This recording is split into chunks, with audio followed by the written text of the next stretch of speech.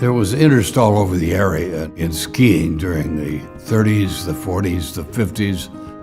Leavenworth, of course, was going great guns on jumping, but that didn't satisfy us. We wanted downhill skiing. There were rope tows being established all over the area. You just hook a rope up to a little engine and you'd have a way to get uphill.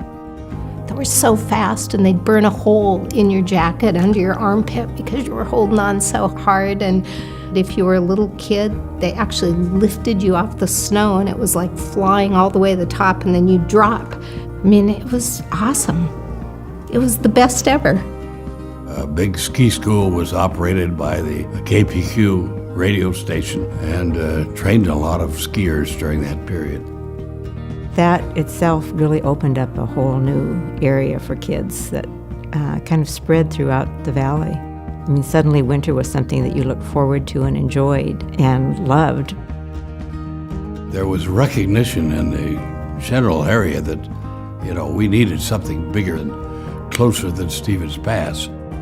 We had all this energy and people raring to go skiing, but they had to travel to do it. A group headed by Danny Geringer had ambitions of making the Upper Stamilt a ski area. But along came Wilmer Hampton, who was a civil engineer, started looking at the Squilchuck because it had, in his feeling, a lot more vertical available than anywhere else. He almost came to fisticuffs about which area would be the better way to go. The Chamber of Commerce decided to study the two competing projects. In the end, why all the snow surveys and everything showed that Mission Ridge, where it is now, would be the place to put the ski area in. There was just a few of us that put up risk capital that we were never going to get back if it didn't happen, but we were pretty convinced it was going to happen. The county got interested. The Forest Service got interested because it took 5 miles of new road to make it feasible. So the two of them together invested more than $500,000. The road was one of the most critical things. It probably never would have happened if it hadn't been for Goodfellow Brothers, who donated an awful lot of time to put that road in and get it to grade. We've got one of the best mountain roads to a ski area around. When they started selling stock, there was a big response from a wide variety of people from all over the area. I just think all the local people were so far behind it. That's the reason that it survived. There was so much energy toward this project that you couldn't help but be excited about it. Everyone was just hovering off the ground. And we were off and running.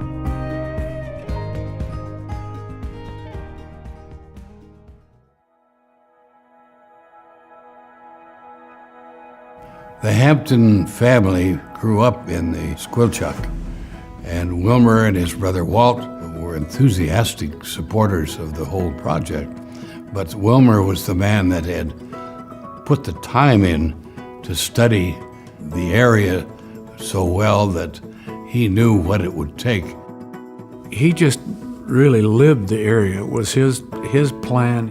He had his own ideas of how he wanted to do everything, but they were all good ideas. He was leading the van when a year before Mission Ridge was to open, why he unfortunately died of heart attack. It was a terrific loss to lose him at the time we lost him. So his brother, Walt, sold his business and was Mission Ridge's head then for nearly 20 years. Walt was kind of single-minded. He knew the business. Walt wasn't understood by a lot and not appreciated by a lot of people. Walt was hard-nosed.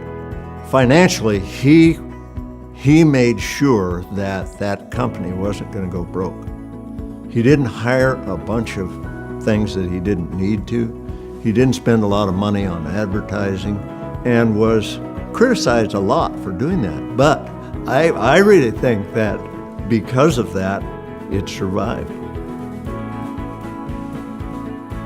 He brought in Magnus Backe to help design the runs.